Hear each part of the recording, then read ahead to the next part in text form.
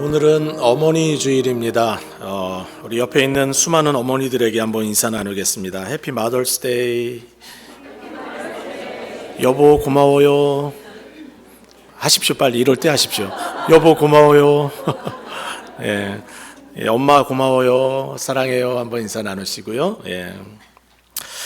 병환으로 소천하신 어머니를 그리워하며 초등학교 6학년 어린이가 지은 시가 한국 사회를 뭉클하게 했던 적이 있습니다. 시의 제목은 엄마의 밥상입니다. 아무것도 하지 않아도 짜증 섞인 투정에도 어김없이 차려지는 당연하게 생각되는 그런 상. 하루에 3번이나 받을 수 있는 아침상, 점심상, 저녁상. 받아도 감사하다는 말 한마디 안 해도 되는 그런 상. 그때는 왜 몰랐을까? 그때는 왜 못 보았을까? 그 상을 내시던 주름진 엄마의 손. 그때는 왜 잡아주지 못했을까? 감사하다는 말 한마디 꺼내지 못했을까? 그때는 숨겨놨던 말, 이제는 받지 못할 상 앞에 앉아 홀로 되뇌어 봅니다. 엄마 사랑해요. 엄마 고마웠어요. 엄마 편히 쉬세요. 세상에서 가장 받고 싶은 엄마상, 이제 받을 수 없어요. 하지만 아직도 그리운 엄마의 밥상, 이제 다시 못 받을 세상에서 가장 받고 싶은 우리 엄마 얼굴. 초등학교 6학년 아이의 마음에 담긴 엄마의 사랑과 엄마의 희생이 우리의 마음을 울립니다. 예, 그렇습니다. 엄마의 사랑은, 어머니의 사랑은 한이 없고 우리를 향한 눈물과 희생도 끝이 없습니다. 저는 오늘 예수님의 어머니 마리아의 인생을 생각해 보며 우리가 어떤 어머니가 되어야 하는지 함께 생각해 보기를 원합니다. 왜냐하면 마리아보다 더 큰 희생과 섬김의 삶을 살았던 어머니가 없고, 자녀로 인해 그 누구보다도 더 큰 고통과 아픔과 눈물의 인생을 살았던 여인이 마리아 외에 누가 또 있겠습니까? 하나님께서 우리 어머니들에게 기대하는 것이 있습니다. 첫 번째 모습은 순종하는 어머니가 되기를 원하십니다. 하나님께 순종하는 어머니가 되는 것, 이것이 하나님의 마음입니다. 천사 가브리엘이 나타나서 마리아에게 이야기했어요. 아이를 낳을 텐데 이름을 예수라 하라. 마리아가 질문합니다. 나는 남자를 알지 못하는데 어떻게 아이를 낳을 수 있습니까?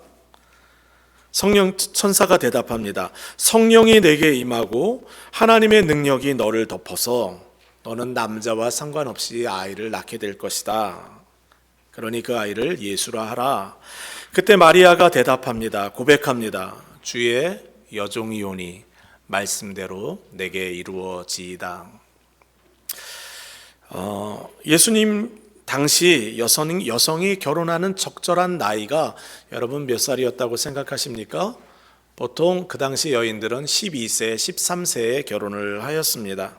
결혼하기 전에 1년 동안의 약혼의 기간을 갖습니다. 약혼 기간 동안 남자와 여자는 성적인 관계를 갖지 않습니다.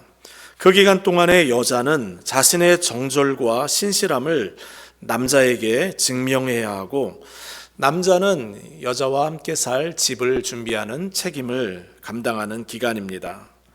그런데 이 약혼이 오늘날의 약혼과 조금 다릅니다.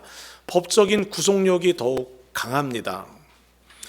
그래서 배우자가 죽는 경우가 아니고서는 거의 부부처럼 여겨졌고, 약혼한 남자가 죽는 경우 그 여인은 결혼을 하지 않았는데도 불구하고 과부처럼 여겨졌습니다. 1년의 약혼 기간이 끝나면 두 사람은 결혼을 하는데 결혼 기간이 7일 동안 결혼식이 진행됩니다. 지금 마리아는 요셉과 약혼한 상태입니다. 자신의 정절과 신실함을 배우자인 요셉에게 보여주어야 하는 시간입니다. 그런 마리아에게 천사가 나타나서 남자와 상관하지 않고 아들을 낳을 것이다 라고 전했습니다. 성령을 통해 이러한 일이 이루어질 것이라고 하였습니다. 여러분이 이런 이야기를 듣는다면 어떤 생각이 들겠습니까? 참 어려운 부탁입니다. 그런데도 마리아는 자신이 주님의 여종이오니 주의 뜻대로 되기를 원합니다. 순종하기 원합니다. 라고 답을 했어요. 마리아는 하나님의 소식을 전하는 천사에게 자신의 생각을 이야기하지 않았습니다. 하나님은 주인이시고 자신은 종이기 때문에 순종할 따름이라고 고백했어요. 나에게만 얘기하지 말고 저기 요셉에게도 가서 좀 설명해 주세요 라고 이야기하지도 않았습니다. 약혼 기간에 임신을 했다는 불명예를 본인이 다 감당하기로 결정을 했습니다. 뿐만 아니라 다른 남자와의 사이 속에서 아이가 생겼다, 간음죄를 범했다, 그러니 돌에 맞아 죽어야 한다라는 그러한 판결과 그러한 일이 벌어질 그런 일들이 예상됨에도 불구하고 순종하기로 결정을 하였습니다. 순종이 요구하는 모든 희생과 대가 지불을 감당하기로 결정했습니다. 마리아의 나이 대략 13살에 일어난 일입니다. 마음의 중심을 하나님께 드리는 순종, 내가 원하는 인생이 아니라 하나님께서 내게 원하시는 그 인생 한번 살아보겠습니다 라고 고백한 거예요. 신앙생활을 하면서 나도 주님이 원하는 어머니가 되어야 되겠다 생각을 해본 분이 있다면 비켜갈 수 없는 질문이 있습니다. 나는 나의 중심을 하나님께 드렸는가? 내 고집을 꺾고 하나님께 순종했던 경험이 있는가? 1931년 소설 대지로 퓰리처상을 받고 1938년 노벨 문학상을 받았던 펄벅 여사, 그의 어머니는 중국 선교사님이셨습니다. 그 선교사 부부에서 태어난 딸입니다. 어린 시절 대부분 중국에서 살아야 했어요. 그녀는 어머니의 초상이라는 작품을 통해 어머니가 어떤 분이었는지를 우리에게 소개합니다. 내 어머니는 22살에 결혼하여 중국의 선교사로 가는 남편을 따라 나섰다. 날마다 직면해야 하는 굶주림과 생명의 위협 속에서도 그녀는 7명의 아이를 낳았는데 그 중에 4명이 병들어 어머니 앞에서 죽었다. 그녀는 가난과 질병, 고독과 박해와 싸우면서 눈물의 골짜기를 헤쳐나가야만 하였다. 그러나 나와 형제들은 어머니의 그 눈물 어린 고통을 미처 깨달을 수 없었다. 왜냐하면 우리는 어머니의 얼굴 그 어느 곳에서도 고난의 어두운 그림자를 찾아볼 수가 없었기 때문이다. 어머니는 언제나 쾌활하게 노래를 불러주셨고 잡지 같은 데서 재밌는 그림을 찾으면 오려두었다가 우리들의 방을 예쁘게 꾸며 주셨다. 우리가 항상 즐거운 마음을 가질 수 있도록 세심하게 보살펴 주셨다. 펄벅의 어머니 캐롤린 선교사는 미국에서의 편안한 삶을 거절하고 하나님께 순종하여 중국에서 많은 눈물과 많은 고통의 여정을 살았던 여인입니다. 그런데도 그런 그 선교사님은 자녀들의 마음에 아름다운 하나님의 아름다움을 밝게 채색하였습니다. 미국의 16대 대통령 여러분 기억하십니까? 링컨이에요. 사업에 실패해서 그 부채를 갚느라 17년을 고생했다고 해요. 그리고 성공했던 기억보다 실패했던 기억이 더 많은 인물입니다. 선거에서도 여러 번 낙선했어요. 그럼에도 불구하고 우리는 어느 누구도 링컨을 가리켜 실패한 사람이라고 이야기하지 않습니다. 여러분, 링컨의 그의 탁월하고 성공적인 인생을 살아가는 그 비결이 어디에 있었을까요? 그 비결을 정확하게 보려면 그의 어머니 낸시 행크스에 대하여 알아야 합니다. 그의 어머니는 링컨에게 늘 성경을 읽어주며 믿음을 심어주었습니다. 풍토병으로 일찍 세상을 떠나면서도 링컨에게 자신의 손때 묻은 성경책을 주며 다음과 같이 유언을 남겼습니다. 이것은 우리 집안에서 가장 귀한 가보란다. 부지런히 읽고 성경 말씀대로 살고 내 이웃을 내 몸처럼 사랑하여라. 어머니를 존경하고 사랑하는 링컨은 어머니의 유언을 따라 살아갑니다. 그리고 훗날 친구에게 이렇게 고백했습니다. 내가 아직 어려 글을 읽지 못할 때부터 어머니께서는 날마다 성경을 읽어주셨고 나를 위해 기도하는 일을 쉬지 않으셨네. 통나무집에서 읽어주셨던 성경 말씀과 기도 소리가 지금도 내 마음을 울리고 있다네. 나의 오늘, 나의 희망, 나의 모든 것은 천사와 같은 나의 어머니에게서 물려받은 것이라네. 순종의 어머니들을 통해 하나님이 세워가시는 멋진 아들들의 자녀들의 인생이 보이십니까? 어머니가 부모에게 순종하면 하나님은 하나님의 역사를 이루어 가십니다. 저도 어머니가 있어요. 그죠? 어머니를 기억하면 많은 신앙의 이 스토리들이 기억나는데 저희 가정은 초등학교 5학년 때 아버지의 사업의 실패로 서울로 이사를 와야 했습니다. 서울에 와서 어머니 참 힘든 일을 많이 하셨어요. 노점 장사 하시면서 토스트 장사, 튀김, 건어물, 순대, 떡볶이, 수만 가지 장사를 수년간 하셨습니다. 처음 오셔서 서울로 올라왔을 때는 방 한 칸에서 살았어요. 참 힘든 시기였다고 기억이 되는데 한 번은 제가 어머니에게 학용품이 필요하니까 돈 좀 주세요 얘기했더니 없다고 하셨어요. 다음 주에 주겠다 이렇게 이야기를 하셨습니다. 그런 이야기하는 어머니의 마음은 얼마나 아팠을까요? 그런데 그날 제가 그 다음 날 이렇게 어머니의 성경책을 이렇게 펴서 봤는데 거기 아주 빳빳한 10,000원짜리가 몇 장 꼽혀 있는 거예요.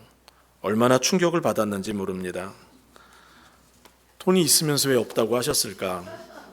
정말 나는 다리 밑에서 주워온 걸까?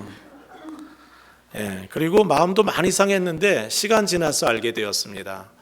어머니는 하나님께 드려야 하는 하나님의 것과 자녀에게 주어야 하는 자녀의 것을 구별하며 사셨던 겁니다. 그때는 많이 야속해하고 속상했지만 시간이 지나서 생각해 보니까 하나님을 더 사랑하며 살아갔던 어머니의 마음이 고맙게만 느껴졌습니다. 오늘 예배에 참석하는 어머니들은 자녀들에게 어떤 모습을 보여주고 있습니까? 여러분의 중심을 하나님께 드렸다는 사실을 자녀들은 어떤 모습을 통해 보고 있습니까? 자녀들은 여러분을 통해 하나님을 보고 있습니까? 마음의 중심을 드리는 순종으로 하나님 앞에 설날을 준비하는 저와 여러분 모두가 되어야 하겠습니다. 마리아의 인생을 통해 배우는 어머니의 두 번째 모습입니다. 자녀가 하나님의 소유라는 것을 잊지 않는 어머니가 되어야 합니다. 예수님께서 유년 시절 6월절이 되어서 가족들이 다 함께 예루살렘으로 올라갔던 적이 있어요. 모든 예식을 마치고 집으로 돌아가는데 갈릴리에 있는 집으로 돌아가는데 하루길을 왔는데 가족 숫자를 세보니까 예수님이 없는 거예요. 그래서 다시 가족이 예루살렘으로 올라가게 되었습니다. 예루살렘에 올라가서 3일 동안 찾다가 예수님을 발견을 했어요. 예수님은 그곳에서 랍비들에게 성경에 대하여 듣기도 하고 묻기도 하고 계셨습니다. 그때 어머니 마리아가 예수님을 꾸짖었어요. 이렇게 이야기했어요. 아이야, 어찌하여 우리에게 이렇게 하였느냐? 보라, 내 아버지와 내가 근심하여 너를 찾았노라. 예수께서 이르시되 어찌하여 나를 찾으셨나이까? 내가 아버지 집에 있어야 될 줄을 알지 못하셨나이까? 그 다음 구절이 더 흥미롭습니다. 그 부모가 그가 하신 말씀을 깨닫지 못하더라. 예수께서 함께 내려가사 나사렛에 이르러 순종하여 받으시더라. 그 어머니는 이 모든 말을 마음에 두니라. 여러분, 마리아의 뱃속에서 예수님이 태어났습니다. 어린 아기 예수님을 먹이고 병들었을 때는 돌보고 사랑과 정성으로 입히고 먹였어요. 그러면서 자연스럽게 어머니 마리아의 마음속에 이런 생각이 들었어요. 내 아이다. 내게 속한 아이다. 마리아가 예수님을 꾸짖는 이유가 뭐예요? 부모에게 속한 사람은 부모의 말을 들어야 한다는 거잖아요. 그런데 예수님은 이렇게 얘기하셨어요. 내 아버지는 하나님인데 하나님 아버지가 계신 이곳에서 내가 하나님의 음성을 듣는데 이게 뭐가 이상한가요? 라고 질문을 하였습니다. 왜 내가 혼나야 하죠? 라고 질문한 거예요. 마리아가 예수님을 하나님의 아들로 인식하지 못하고 자신의 자녀로만 생각한 것처럼 우리 역시 하나님께서 우리에게 맡기신 하나님의 자녀들을 내게 속한 나의 것으로 생각하며 살고 있지는 않은지 돌아보아야 합니다. 한국에서 중학생들을 가르쳤던 적이 있어요. 중학생들이 한 250명 이상 많이 모이는 주일학교였는데요. 그 중에 선생님들이 있었어요. 청년 교사가 있었어요. 그 의사가 되기 위해서 레지던트 과정을 수행하는 학생이었는데 여자친구도 같이 중등부 교사로 섬기고 있었습니다. 그들에겐 꿈이 있었어요. 공부를 마치면 선교지에 가서 평생을 선교하며 살겠다는 꿈이었습니다. 그래서 그 형제는 전공을 언챙이 수술, 여러분 한국에는 더 이상 언챙이가 없어요. 가난한 나라, 힘든 지역에 가야 있는 사람들이죠. 그것을 열심히 준비합니다. 이들의 결혼을 보면서 못마땅하게 생각하는 분이 있었어요. 아버지입니다. 교회 장로님이셨는데 마음이 불편했습니다. 우리 아들이 세상에서 유명해지고 돈도 많이 벌면서 잘 살기를 바라는 마음으로 평생 뒷바라지 했는데 여자를 잘못 만났다는 거예요. 그 여자 자매가 그 당시 예수전도단 간사였거든요. 얼마나 믿음이 뜨거운지 몰라요. 서로 사랑하는 모습이 참 아름답습니다. 지금도 기억하는데 남자 형제가 꼭 여자친구의 그 신발끈 풀러져 있으면 묶어주고 지금도 기억나는 기억들이 있어요. 근데 아버지 마음은 그게 꼴불견인 거예요. 아내 배우자 잘못 만나서 내 남편 망쳤다, 내 아들 망쳤다는 거죠. 제가 미국에 와서 다시 연락을 받았습니다. 오랜 반대 끝에 형제 측 부모님이 결혼을 허락을 해서 결혼하게 되었고 선교지로 가게 되었다라는 소식이었습니다. 그때 제가 이런 생각을 했어요. 장로님은 과연 장로님이시구나. 여러분, 장로님 내외만 그런 걸까요? 모든 부모는 자식을 자신의 것으로 생각하는 경향이 있습니다. 자녀들을 애지중지하게 키웠고 아이가 뱃속에 있을 때부터 사랑하는 마음으로 돌보다 보니 자연스럽게 그런 마음이 생긴 겁니다. 30년 전, 40년 전 그래도 의식이 있고 능력이 있는 많은 분들이 미국 이민길에 올랐습니다. 아메리칸 드림을 꿈꾸며 온 것도 사실이지만 또 한 가지 이유가 있었어요. 자녀들 때문입니다. 한국의 열악한 교육 환경을 과감하게 뿌리치고 용기 있는 결정을 하였습니다. 그분들은 이 땅에 와서 더 많은 수고를 하였습니다. 언어도 통하지 않는 많은 상황 속에서 한국에서는 그러한 고생을 하지 않아도 되는 학벌을 가지고 있음에도 불구하고 어려운 일을 경험하며 자녀들을 양육했습니다. 투자를 많이 하면 많이 할수록 더 본전이 생각나는 법 아닙니까? 자녀를 위해 더 많이 수고했으니 자녀들을 하나님께 드리는 게 더 어려운 거예요. 그 결과가 무엇입니까? 자녀들이 믿음에서 떠납니다. 하나님 사랑을 잊어버립니다. 결국 자녀들을 내 것인 양 붙잡았는데 놔주지 않았는데 결과적으로는 모든 것을 잃어버린 많은 어르신들을 만난 적이 있습니다. 오래전에 한 집사님 부부와 대화를 나눈 적이 있는데요. 40년 미국에서 생활하셨습니다. 후회가 되는 게 한 가지 있다고 이야기를 하셨어요. 이 땅에 와서 정말 믿음으로 살려고 노력했다는 거예요. 자녀들 열심히 신앙 교육하는 일에 최선을 다했다는 거예요. 주일 성수를 하다 보니까 아이들 주말에 운동하고 주일날 멀리 가서 운동하는 거 도와주지 못했다는 거예요. 그리고 본인이 성가대 대원으로, 목자로, 주일학교 교사로 열심히 섬기다 보니까 주말에 아이들이 방치될 때가 많았다는 거예요. 시간이 많이 지나서 아이들도 이제 다 장성하였는데 생각해 보니까 아이들이 그렇게 변변치 못하게 사는 모습이 눈에 걸린다고 하였습니다. 세상적으로 잘 풀리지 않은 것 같아서 속상하다고 하였습니다. 아이들에게 미안한 마음이 든다고 하였습니다.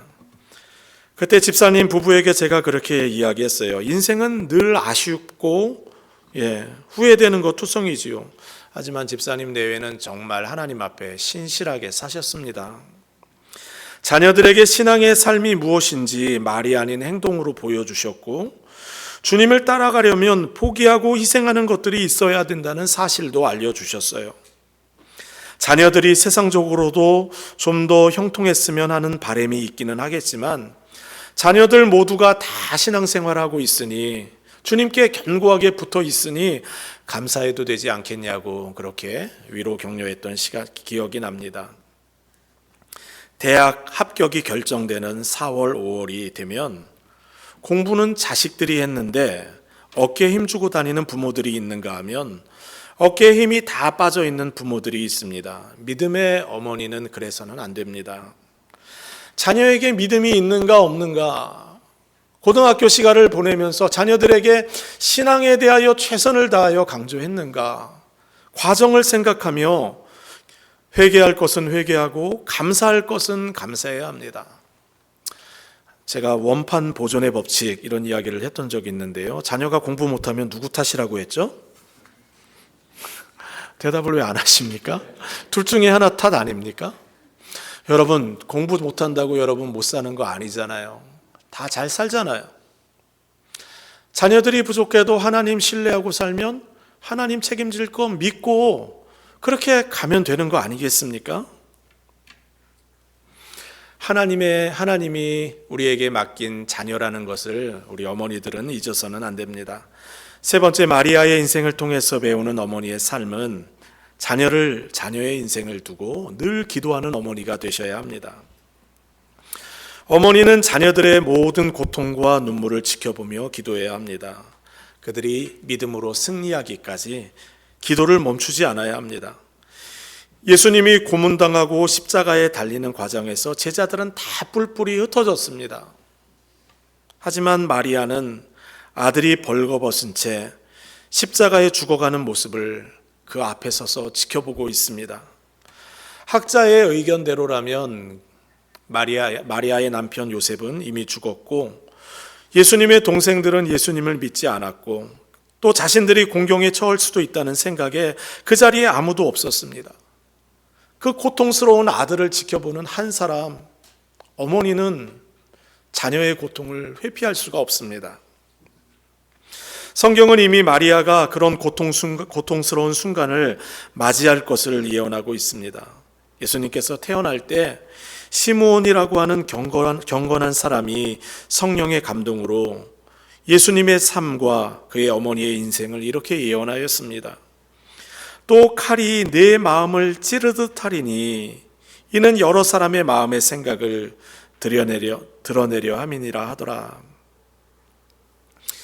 예수님은 여러 사람의 마음의 악한 생각을 드러나는 일들을 하실 텐데, 그 일로 인하여 그것을 지켜보는 어머니의 그 마음은 칼로 찌르는 듯한 고통을 겪게 될 것이라는 예언이었어요. 사람들은 십자가에 달린 예수가 신성모독의 죄로, 사람들을 선동하여 밀란을 일으킨 죄로 죽는구나 생각을 하지만, 죄 하나 없으신 예수님께서 그처럼 억울한 누명을 쓰고 죽어가는 그 현장에 그의 어머니 마리아가 있습니다. 벌거벗은 채 수치심도 다 있고 고통스럽게 죽어가는 아들을 지켜보고 있습니다. 자녀들의 인생을 지켜보는 어머니의 마음은 편한 일이 아닙니다. 바람잘 날 없는 자녀들의 인생은 어머니의 인생과 깊이 연관되어 있어서 더욱 그러합니다. 자녀들이 그저 잘 먹고 편하게 고통 없이 살다가 주님께로 가면 얼마나 좋겠습니까? 하지만 그렇게 사는 게 우리 인생의 목표는 아니지 않습니까? 하나님 나라를 위해 희생할 줄도 알고 포기할 줄도 알고 그런 자녀를 지켜보는 것이 부모의 더 영광스러운 삶이 아닐까요? 이름도 없이 빛도 없이 묵묵하게 주님을 섬기며 살아가면서 스스로 어려운 길을 선택하며 살아가는 자녀들이 있다면 그런 자녀를 둔 것이야말로 정말 복된 어머니의 인생이 아닐까요? 부모의 입장에서 자녀의 인생을 보면 그렇게 고생하지 않아도 되는데 자원하여 고난을 만나는 것을 볼 때 그런 경우가 종종 있습니다. 좋은 대학원을 나왔어요.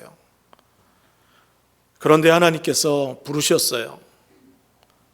부름을 따라서 소망이 없는 사람들을 섬기기 위해 가난하고 연약한 사람들을 섬기는 지역으로 가서 살아갑니다. 세상 사람들의 눈으로 볼 때는 한없이 초라해 보이는 삶을 선택하며 살아가는 멋있는 자녀들이 있어요.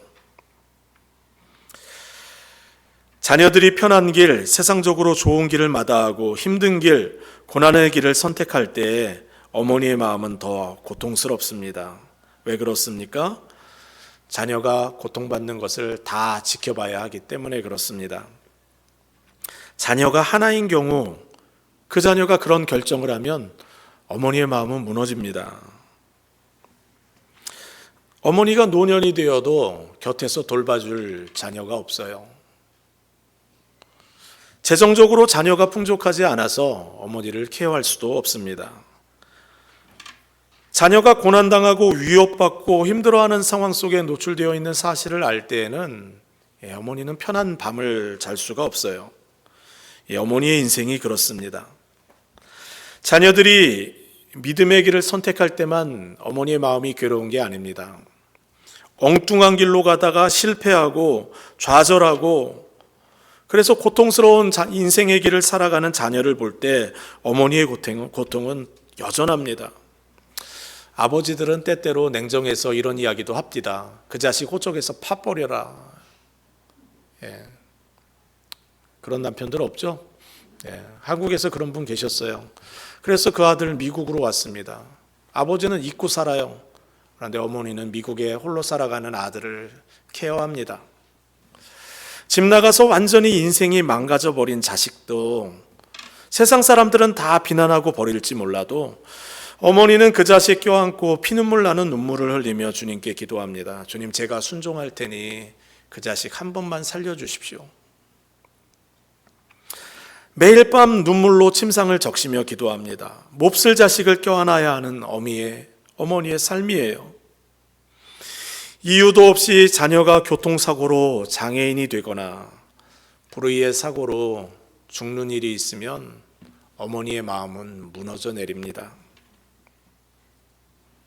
내가 힘들 때는 이를 악물고 버텼는데 사랑하는 자녀가 고통을 당하여 큰 위기를 만나거나 인생의 끝을 만나게 되면 어머니는 견딜 힘을 잃어버립니다. 왜 그렇습니까? 자녀가 어머니의 소망이고 어머니의 생명이 자녀들에게 연결되어 있기 때문에 그렇습니다. 마리아는 아들 예수님의 죽음을 지켜보고 있습니다. 마귀 사탄은 이번에는 끝장을 내겠다. 예수님만 끝내는 것이 아니라 그의 어머니의 믿음도 끝내버리겠다는 각오로 그의 숨통을 조여옵니다. 이 상황에서 마리아는 예수님을 가까이에서 지켜봅니다. 자신의 소망이요 생명의 이유가 되는 아들이 세상의 모든 비난을 받아 죽임당하는 순간을 지켜보면서 고통스러워합니다. 이것이 어머니의 인생입니다. 자녀로 인한 고통과 고난이 우리의 마음을 관통할 때, 그래서 견디기 힘들 때 우리는 어떻게 해야 할까요? 마리아처럼 하는 거예요. 가서 고통당하는 주님을 바라보는 겁니다. 십자가에 달리신 주님을 바라보며 아이들을 위하여 기도하는 거예요. 그리고 십자가에 달린 예수님만 보는 것이 아니라 십자가에 달린 예수님을 바라보고 계시는 그 하나님을 바라보는 거예요. 아들이 고통당하는 그 고통을 누구보다 잘 알고 계시는 하나님을 바라보며 기도하는 거예요. 그러면 하나님의 위로를, 하나님이 힘을 공급하시는 것을 우리가 경험하게 됩니다. 사랑하는 어린 자녀를, 청소년의 아이를 하나님 품으로 보낸 성도의 장례식에 참석했던 적이 있습니다. 제 마음이 참 무거웠어요. 그 자리에서 한 성도님을 만났는데 성도님도 참 고통스러운 인생을 살아가는 분이셨습니다. 제가 만났던 성도들 중에 가장 고통스러운 인생을 살았던 사람 세 손가락 안에 뽐을 뽑을 만한 분이셨어요. 남편은 사업의 실패로 갑자기 죽었고 모아두었던 모든 돈들은 빚을 탕감하느라 모두 주어야 해서 모든 돈이 하나도 없는 상황입니다. 안타깝게도 본인도 암 진단을 받아서 투병 중인 분이셨어요. 사람들의 눈에는 고통이 꼬리를 물고 그렇게 살아가는 사람처럼 보입니다. 제가 그분께 이렇게 질문했어요. 어떻게 지내세요, 집사님? 지금까지 살아왔던 그 어떤 시간들보다 더 평안한 시간을 보내고 있습니다. 하나님이 제 마음에 평강을 주십니다.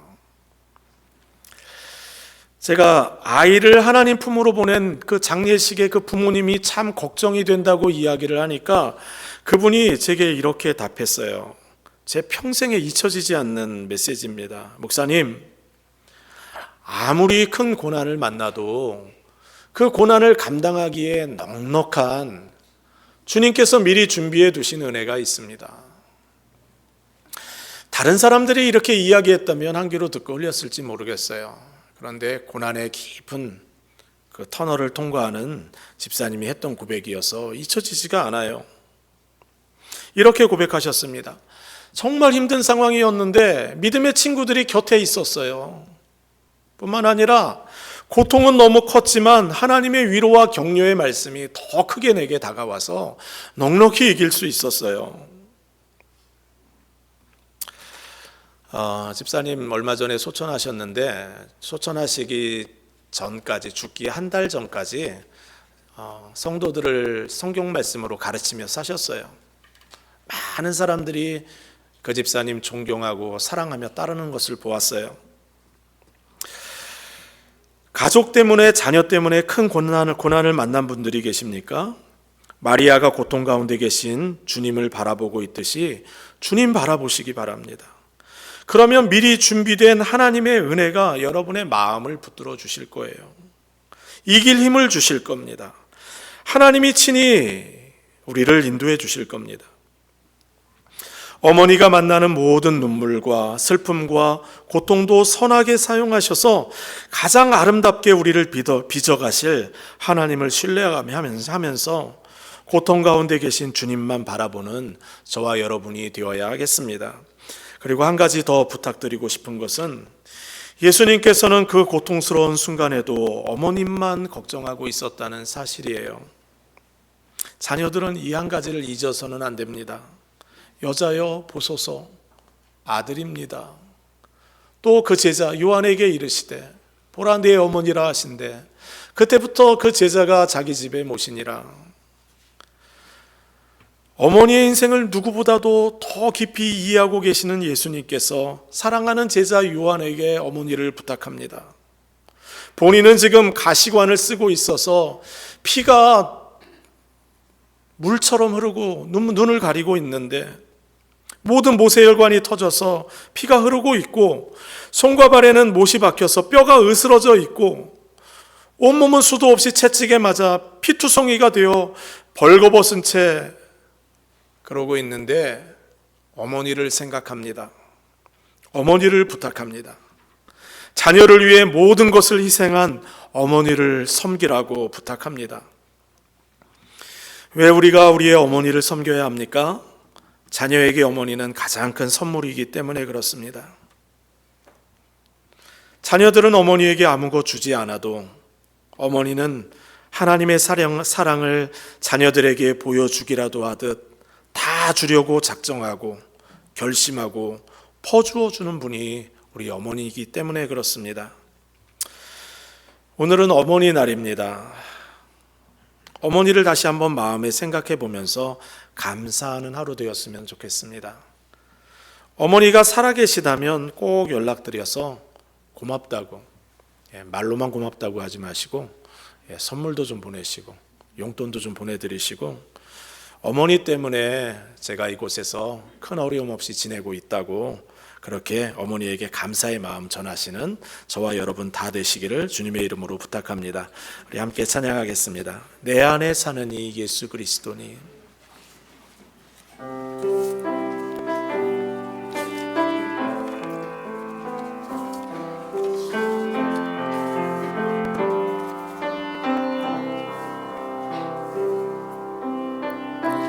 내 안에 사는 이 예수 그리스도니 나의 죽음도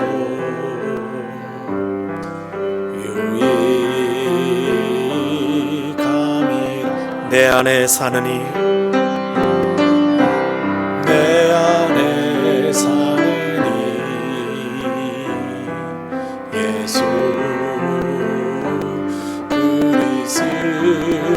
그리스도니 나의 죽음도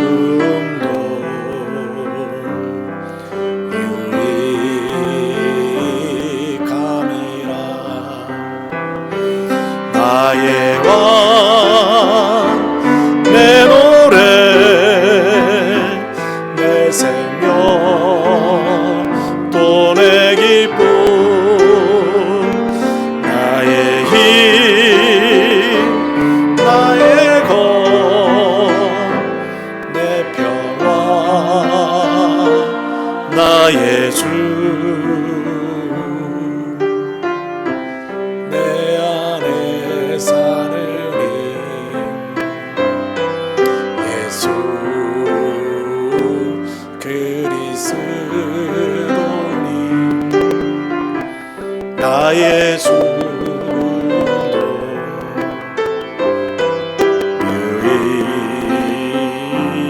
유익함이라. 우리 이 시간 함께 기도하겠습니다. 주님, 주님께 순종하는 부모 어머니 되게 하십시오. 자녀가 나의 자녀가 아니라 주님의 자녀요, 나는 주님의 청직이라는 사실을 잊지 않게 하여 주십시오. 자녀의 모든 고통스러운 순간에 그의 앞에서 주님을 바라보며 기도하는 어머니의 인생 살게 하여 주십시오. 오늘 우리 말씀을 생각하며 우리 같이 한번 기도하며 나아가겠습니다. 사랑과 은혜 많으신 아버지 하나님, 하나님의 은혜와 긍휼을 구합니다. 주님 오셔서 크신 은혜를 더하여 주시고 우리 어머니들을 축복하여 주시고 어머니의 기도에 응답하여 주시고 주님께 헌신하는 어머니의 그 삶을 통하여 자녀들의 인생이 하나님 앞에 영광처럼 드려질 수 있도록 하나님 은혜를 더하여 주시옵소서. 우리 하루하루의 삶이 주님 앞에 있기를 원합니다. 어머니들의 삶이 주님 앞에 있기를 원합니다. 기도하는 어머니 되게 하시고 자녀들을 위하여 기도할 때 그 기도들이 응답되게 하시며 하나님의 영광이요 하나님의 기쁨이 되는 자녀들 양육할 수 있는 은혜와 은총을 주님 우리 어머니들에게 허락하여 주옵소서. 주님 함께하여 주옵소서. 주님 일하여 주옵소서. 예수님의 이름으로 기도드립니다. 아멘.